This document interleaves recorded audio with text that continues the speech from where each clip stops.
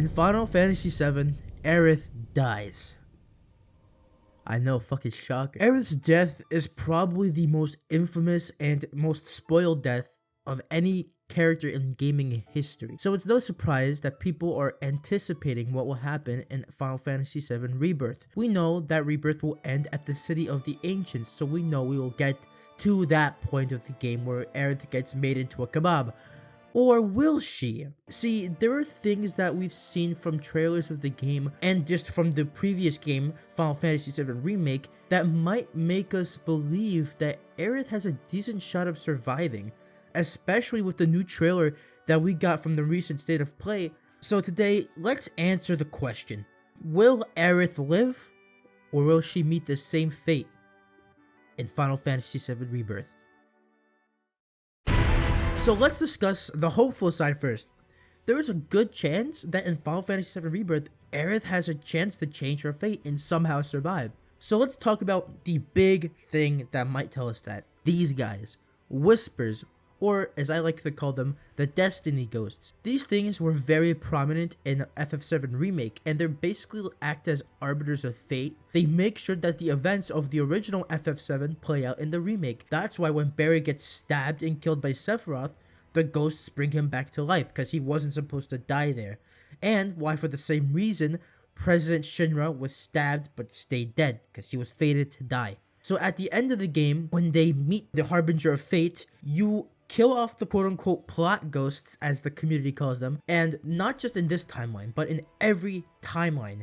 And we can see that that's why Zack survives in his timeline. And we'll get to that in another video, but I want to come back to our timeline. So with the Whispers gone, that means the characters in this timeline have a completely new future. Their fate is not sealed. The events of the OG FF7 may not play out the same way as they did back in 1997. We might see characters that did not make an appearance in the OG game, and we already see that with Cissnei from Crisis Core, who does not appear in OG7. And characters' fates may change altogether. I think that's what really drives this point home, that Aerith has a really solid chance of surviving, because truly, we don't know what can happen, and it's grabbing everyone's attention, and Square knows this as well, because they are putting this part of the game in trailers. They're making key art for this stuff.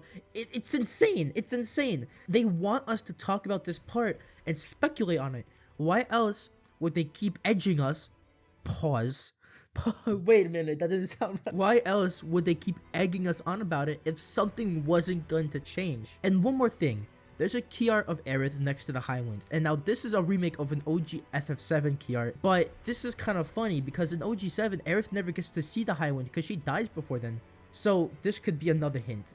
Now, this is all well and good, but there's still a chance that Aerith's fate remains the same. Now, remember those same Whispers, or Arbiters of Fate that we were talking about before?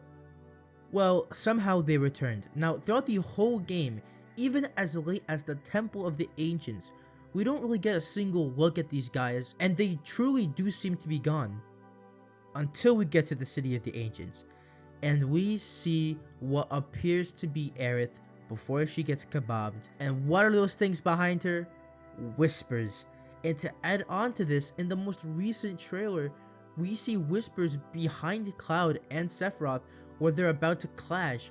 So somehow, someway, at the very end of the game, the Whispers return, which I don't understand why. It wouldn't be Sephiroth. Sephiroth wanted them gone so that he can change his fate from the OG game. Quick theory time, or I guess confirmed, I don't know. For those who don't know, Sephiroth in FF7 Remake is actually Sephiroth from OG FF7, who found his way into this new timeline through the live stream, and his presence, I guess, is causing these Whispers to show up. And he gets Cloud in the game to kill the Whispers so that his fate doesn't end up like in his past timeline, so that he can win. So I have no clue why they would even be back, which brings me to my final guess. I think it was Aerith who brought them back. We known ever since FF7 Remake that Aerith knows way more than she's letting on. She's the only one who is still connected to the planet and the livestream, since she's the only Cetra left. She's hinted that she knows the characters' futures and fates, even when she's projecting herself into Cloud's dreams, she tells him not to fall in love with her. I wonder why. It's almost like she knows she's gonna. And if we even look at the very beginning of Final Fantasy VII Remake, it reenacts the beginning scene from Final Fantasy VII OG, but there's a theory that that's not really what happens. What we think happens is that she sees the events of OG 7, because in the original Final Fantasy VII, at the end of the game, the very last shot technically is Aerith, and she does the same thing that she did in the intro. So what people think is that that scene at the end of OG 7 is actually Aerith in the remake, which would be insane foresight. This is all a theory, but it would add to our theory that Aerith just knows way more than she's letting on. So I think Aerith knows her fate. No matter what the universe or timeline, I think she knows that her fate has to be this way in order for the white materia to summon Holy, because she needs to enter the life stream to save the world. Because remember, in OG7, Holy isn't enough to stop the meteor. It only stops when the live stream comes up from the ground to save the world. Also, just adding to this theory, at the end of the trailer, we see a fight that looks pretty endgamey, and look who isn't there, Aerith. But then again, Sid and Vincent aren't there either, and this looks like this is outside of the City of the Ancients, because we can see it in the back, so I think this is probably before we go see Aerith. But what I truly think is gonna happen is that this game is gonna make us believe that somehow, some way we can save Aerith, and it doesn't matter what we do, she's still gonna end up dying, and it's gonna make the pain feel just like it did back in 1997. Now, one more thing that I really think nails it home is an interview with Nomura, where he was talking about a theory that in OG7 you can save Aerith. He says, and I quote, "None of these rumors are true, and even though the world expected us to bring Aerith back to life, we did not. We had decided that this from the beginning, and we did not want to include these cliches of undoing meaningful deaths." And he even goes on to say that if a Final Fantasy VII Remake does happen, he will kill Aerith again. Now, I don't know if his opinions changed or what, but if we are going off of this, I'm sorry, bro. I think it's so over for her, bro. So in the end, there was a lot of evidence for her surviving in FF7 Rebirth. But at the same time, there's also a lot of evidence for dying in FF7 Rebirth. We don't really know what will happen, but that's kind of why I love Rebirth, because it's kind of the same story but told in a new way, where we really don't know what could happen. And I want to do cover that in a whole other video, probably after Rebirth comes out and I've played it. But that is all I have to say for today, ladies and gentlemen. If you guys enjoyed, make sure to like and subscribe, turn on notifications, and comment down below. What do you think will happen to Aerith? Do you think she'll live? Do you think she'll die?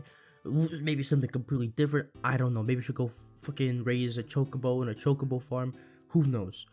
Once again, I just want to say thank you to everybody who's watched this video, because I know I probably say this every time I make a non-Sonic video. I know these videos don't perform as well as my Sonic videos, but I really like making videos like this, because, you know, it's nice to take a little break from making Sonic videos every now and then. It helps me not get, tired of it. It's not like I'm getting super tired. I really just wanted to make a video on FF7 Rebirth. I also want to start making more Final Fantasy content, if you guys don't mind. Maybe I'll grow new, get some more people in here who also wait to watch Final Fantasy 7 or just Final Fantasy content in general. Who knows? But I'd like to do more content besides just Sonic. But that is all I have to say for today, ladies and gentlemen. I hope you guys enjoyed the video, and I'll see y'all in the next one, which will probably be soon.